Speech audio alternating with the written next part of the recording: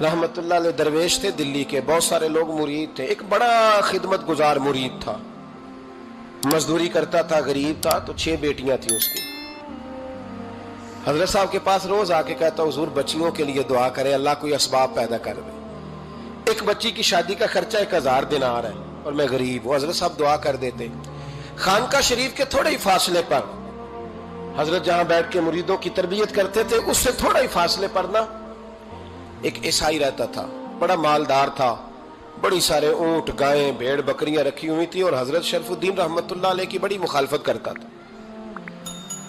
और ये जो आपका गरीब मुरीद था, ये उसका पड़ोसी था। एक दिन बुला के ना उनको कहने लगा कि तू किधर जाके जो है वो टकरे मार रहा है, वहां से कुछ नहीं मिलने वाला। वो तुझे क्या देंगे जिनकी खानका खुद चंदे पे चलती है, मदरसा चंदे पे चलता है, मस्जिद चंदे पे चलती है, तेरी बेटी का मामला कहां हल होगा? तो उस दरवेश ने कहा कि तू मेरे पीर को नहीं जानता, तू अजय मेरा महबूब नहीं डिठा, तो पता नहीं ना, तू इस रास्ते का मुसाफिर नहीं, तू नहीं जानता, उनका बस चले ना तो वो हर कीमत में मेरी बेटियों की शादी करा दे। अब वो ईसाई था, कहने लगा अच्छा चलो ठीक है, अगर इतनी बात है ना तो जाओ उनसे जाके कह दो कि 6 साल के लिए मेरे साथ मुआहदा कर लें, तो मेरे जानवरों को चारा डाल दिया करे, 6 साल ड्यूटी करे, मैं 6000 दिनार दे देता हूं। वो मेरे साथ 6 साल मेरे जानवरों को चारा डाले, रखते हैं ना आप चारा डालने के लिए, एडवांस पैसे दे के। अब तो लोग उन्हें भी गुलाम ही बना लेते हैं, बड़ी थोड़ी तनख्वाह देते हैं, जुल्म करते हैं, पूरा मुआवजा नहीं देते। हजरत शेख शरफुद्दीन के बारे में वो कहने लगा, जब अपने पीर से जाके कह के मेरे जानवरों को 6 साल चारा डाले, मैं 6000 दे देता हूं, तू जो कहता है हर कीमत पे जाने को तैयार है। उसने जब ये बात की तो मुरीद ने नाराज हो गया, वो लड़ाई हो गई, गिरबान पकड़ लिया, झगड़ा हुआ, बात बड़ी दूर गई। इस तरह की बात करता मेरे हजरत के बारे में, तेरे जैसे कई मैं वहां काम पे रखा दूं। जब वो बड़ी बहस हुई, बात मोहल्ले में, इलाके में फैल गई, दुनिया ने सुन ली, तो शेख शरफुद्दीन तक भी पहुंच गई। इस तरह झगड़ा हुआ है। लोग सो गए इशा की नमाज के बाद। हजरत साहब ने ना सर पे कपड़ा लिया, उस ईसाई के दरवाजे पे दस्तक दी, वो बाहर आया, फरमाने लगे लोग तो सोच समझ के मुलाजम रखते हैं, तूने भी तो सोच ही लिया होगा, तभी तो मुझे ऑफर की है। तू अपनी ऑफर पे कायम है? वाकई मुझे रख लेगा और 6000 दिनार दे देगा? कहने लगा जा बाबा काम कर अपना। फरमाया नहीं, तूने इतने लोगों में बात की, इतनी बहस हुई, तो कायम है? कहने लगा मैं तो कायम हूं, पर आपने नहीं कायम रहना। फरमाया मैं सोच समझ के आया हूं। उसने कहा आप ड्यूटी करेंगे, भैंसों को चारा डालेंगे? फरमाया एक शर्त, बस जब अजान हो जाए ना तो मुझे रब की नमाज पढ़ने की इजाजत दे देना, बाकी सुबह शाम जो तू कहेगा। अगर उस गरीब की बेटियां ब्याही जाए तो मुझे और क्या चाहिए? उसकी 6 बेटियों का बोझ है उसके सर पे, तू मुझे रख ले। अल्लाह अकबर। वो कहने लगा चले पे मेरे साथ खते बंदगी कर ले। आजकल हम स्टाम करते हैं, उस जमाने में खते बंदगी होता था, गुलामी का खत, काजी शहर के पास, यानी उसका ख्याल था कि चलो स्टाम की बात करूंगा तो भाग जाएंगे। फरमाया चल मैं तैयार हूं। काजी तक गए, तय हो गया, 6000 दिनार दे दिए। हजरत ने मुरीद को बुलाया, फरमाया पुत्र ये ले जा, जा मेरी बेटियों को रवाना कर दे। कहने लगा हुजूर ये क्या कर रहे हो आप, कुछ सोचें। फरमाया यार जब तुझे बेटा बना लिया तो फिर मेरी पोतियां तो लगती हैं ना, मेरा हक तो बनता है ना, जा जाके ड्यूटी कर, उनको ब्याह दे। बात फैल गई। बादशाह भी अकीदतमंद था, वो 12000 दिनार लेके पहुंचा। क्या बताऊं इन रब के बंदों का दिल कैसा होता है, क्या दर्द होता है, क्या रंग। 12000 दिनार लेके बादशाह आया और आके हजरत को पेश किए का हुजूर आप दें इस ईसाई को, डबल दें और जाए काम करें। आप फरमाने लगे तू पैसे दे, शर्तें ना लगा, मेरा जहां दिल करेगा मैं खर्च करूंगा। मुझे तो मजा ही अब आने लगा है, अभी तो लुत्फ आ रहा है, अभी तो जायका आया है कुछ करने का। पैसे देने हैं तो दे, पाबंदी ना लगा, जहां मेरा दिल करेगा मैं। उसने कहा हुजूर ठीक है रख ले। हजरत ने फजर मस्जिद में पढ़ी, जेब में 12000 दिनार थे, ऐलान फरमाया भी किसी और की बेटी भी बैठी है तो पैसे मेरे पास है। वो 12000 दिनार भी बांट दिया, और 12000 दिनार बांट के ना तो फिर चले गए खेत में चारा काटने। उस ईसाई को किसी ने बतलाया कि उनके पास तो 12000 आया है, पर तुझसे जान नहीं छुड़ाई उन्होंने। वादा ये हुआ था कि 6 देंगे तो जाएंगे, जब तक देंगे नहीं तेरे घर में काम करेंगे। वो ना चारा काट रहे थे, हजरत साहब तो वहां पहुंच गया, दूर जाके खड़ा हो गया, कहने लगा बाबा پہلے تو میں نے مسلمانوں کے اخلاق سنے تھے، اب تو میں نے دیکھ بھی لیے، پر یہ بتا جب 12,000 آیا تھا جان کیوں نہیں چھڑائی؟ تو حضرت چارہ کاٹتے کاٹتے رو پڑے، فرمانے لگے تو نہیں نہ جانتا یہ بیٹیاں سانجی ہوتی ہیں، پتہ نہیں نا؟ میرے رسول پاک نے تو حاتم تائی کی بیٹی کے سر پہ کپڑا رکھ کے کہا تھا بیٹیاں برابر ہوتی ہیں، تو یہ نہیں پتا جب اس کی 6 بیٹیوں کی شادی ہوئی ہے میرے اندر روحانیت کتنی بڑی ہے۔ فرمایا پھر 12,000 آیا ہے تو 2-4 بچیاں پھر گئی ہیں، تو یہ نہیں پتا میں اندر سے راضی کتنا ہوں، میں تیری نوکری کرتا رہوں گا، پتہ نہیں اللہ کتنی بیٹیوں کو بیاہ دے گا۔ اتنا رویا وہ عیسائی کے پیروں میں بیٹھ گیا، کہنے لگا بابا میں نے تیری مخالفت کی ہے پر تیرے قریب آ کے پتہ چلا ہے کہ تو بہت اونچے اخلاق کا مالک ہے، اور اگر تیرا یہ مقام ہے تو تجھے اخلاق سکھانے والے محمد عربی کی شان کتنی ہوگی۔ ظالم کی بولیے جاتے نہیں لوگ جھوٹے گواہ بن کے، وکیل صاحب کو نہیں پتا ہوتا کہ یہ بندہ مجرم ہے جو میرے پاس آیا، کیا مجرموں کے وکیل نہیں ہوتے؟ بولے تو اس کو پتہ نہیں ہوتا وکیل صاحب کو کہ یہ صاحب مجرم ہے، میرے پاس مقدمہ لے کے آئے، اور اگر بے ادبی نہ ہو جائے تو میرا خیال ہے قاضی عدالت کو بھی پتا ہوتا ہے کہ مجرم کون ہے اور مظلوم۔ میرے نبی پاک صلی اللہ علیہ وسلم نے اس قدر زیادہ سختی فرمائی اس مسئلے میں، فرمایا جس کو پتا تھا کہ فلاں آدمی ظالم ہے، ظلم کر رہا، پھر وہ ظالم کا گواہ بنا یا اس نے ظالم کی مدد کی، کتنی کی؟ شارحین لکھتے ہیں چاہے اس نے ایک جملہ بول کے کی، چاہے ایک، سارے بولیے، چاہے ایک غریب کو اس نے ظلم کیا تو کہتے ہیں علاج یہ سی، چاہے ایک جملہ بول کے کی، شارحین اس حدیث کی شرح میں لکھتے ہیں ایک جملہ بول کے چاہے مدد کی، جس بندے نے کسی ظالم کی مدد کی کسی مقدمے میں یا کسی صورت میں اور اسے پتا تھا یہ ظالم ہے، میرے نبی پاک صلی اللہ تعالی علیہ وسلم فرماتے ہیں اگر اس نے مدد کی، ابھی ظالم کی بات نہیں ہو رہی، ظالم کے مددگار کی بات ہو رہی، اگر کسی نے ظالم کی مدد کی تو حضور فرماتے ہیں خدا بھی اس سے بری و ذمہ ہے، رسول بھی اس سے بری و ذمہ ہے۔ سنبھال کے رکھے اپنی نمازیں، قربانیاں، حج، زکوٰۃ سنبھال کے رکھے۔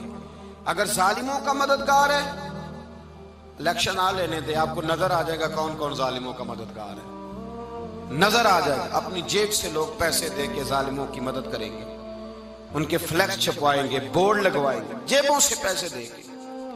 ہم نے خود آگ لگائی ہے چمن میں اپنے، بے سبب گردشی ایام کو الزام نہ دو، ہم نے خود نور کا ظلمت سے کیا ہے سودا، کر کے توہین سحر شام کو الزام نہ دو۔ ظالموں کے مددگار میدان میں آ گئے، یہ چھوٹا لفظ نہیں، میرے حبیب پاک صلی اللہ علیہ وسلم نے فرمایا جو ظالم کا مددگار ہے سن لے جو سجن کے ساتھ کچہری جاتا ہے، وہ یاد رکھے جو دوست کا گواہ بنتا ہے، وہ یاد رکھے جو کہتا ہے میں مانگی گیا تھا، مجھے بلایا گیا تھا قبضہ چھڑانے کے لیے کسی غریب بیوہ کی جائیداد پہ، وہ سن لے تو مدد کر کے نہیں آیا، تو خدا کے ذمے سے نکل گیا ہے۔ رسول پاک نے فرمایا تیرا میرا تعلق ختم ہو گیا، تو ظالم کا مددگار ہو گیا، پھر تو کہتا میں بے چین ہوں، میں بے قرار ہوں، میں آزمائش کا شکار ہوں، پلٹ کے دیکھ تو صحیح تیرا گناہ کتنا بڑا ہے۔ میرے نبی پاک صلی اللہ علیہ وسلم کا ایک اور فرمان سن لیں، ابن ماجہ ابو داؤد میں موجود ہے، اس حدیث کو آپ نے یاد کر لینا ہے، کر لیں گے انشاءاللہ، سارے کہیے انشاءاللہ، کر لیں گے یاد۔ حضور صلی اللہ علیہ وسلم نے فرمایا اگر تو ظالم کی مدد کرے گا نا، یہ لفظ دل کی تختی پہ لکھ لینا، یہ مکافات عمل ہے، مکافات عمل دنیا، ادھر کرو گے تو ادھر بھرو گے۔ فرمایا اگر تو کسی ظالم کی مدد کرے گا، سن لے حضور کا فرمان ہے، اگر تو ابن ماجہ ابو داؤد سیاہ میں موجود ہے، فرمایا اگر تو کسی ظالم کی مدد کرے گا تو رب تعالیٰ مرنے سے پہلے تیرے اوپر بھی ظالم کو مسلط کر دے گا، تیرے اوپر بھی ایک دفعہ ظلم ضرور ہوگا اگر تو ظالم کی، وہ کسی صورت میں بھی ہو سکتا ہے، کسی صورت میں بھی تیرا بیٹا ہی اٹھ کے ظلم کر دے گا، تو الجھ جائے گا، کسی نہ کسی جگہ تیرے لیے تباہی کا سامان ہوگا، تیرے اوپر ظلم ہوگا، اس لیے کہ تو ظالموں کا مددگار ہے۔ چاہیے یہ تھا کہ تو مظلوم کی مدد کرتا، انسانی ایمانی یقین کا فریضہ سر انجام دیتا، تو ظالموں کا مددگار ہو گیا۔ ٹٹول کے دیکھ لیں، رزلٹ نکال کے دیکھ لیں، ہمارے زمانے میں ظالموں کے مددگار زیادہ ہیں، اتنی لمبی زبانیں نکال کے ظالموں کی مدد کرتے ہیں، بڑے بڑے کالم نویس اللہ نے انہیں قدرت دی لکھنے کی، تو اپنا قلم ظالموں کی مدد میں خرچ کرتے ہیں۔ وہ لوگ جن کو اللہ تبارک و تعالیٰ نے قدرت دی، ہمت دی، طاقت دی، کچھ لوگ ان کے حلقہ احباب میں، وہ اپنے لوگوں کو استعمال کر کے ظالموں کی مدد کرتے ہیں، ظالموں کی مدد کرتے ہیں۔ میرے نبی کریم سید عالم نور مجسم صلی اللہ علیہ وسلم نے فرمایا، اگر تو نے ظالم کی مدد کی تو جب تک تو توبہ نہیں کرے گا رب تجھ سے ناراض ہی رہے گا۔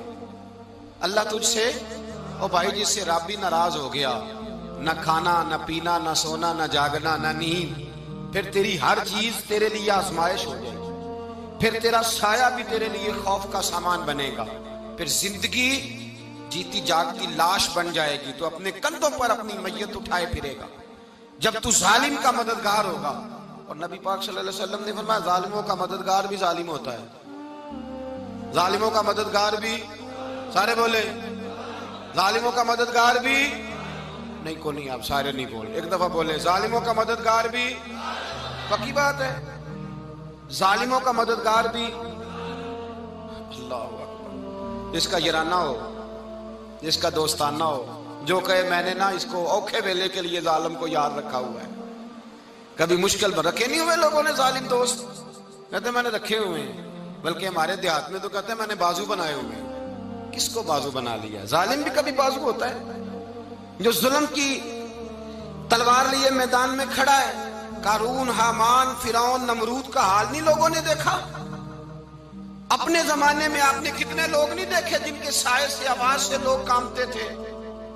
پھر پولیس کی گاڑیوں میں وہ اس طرح مردہ پڑے کہ دنیا نے تماشا دیکھا ان کا۔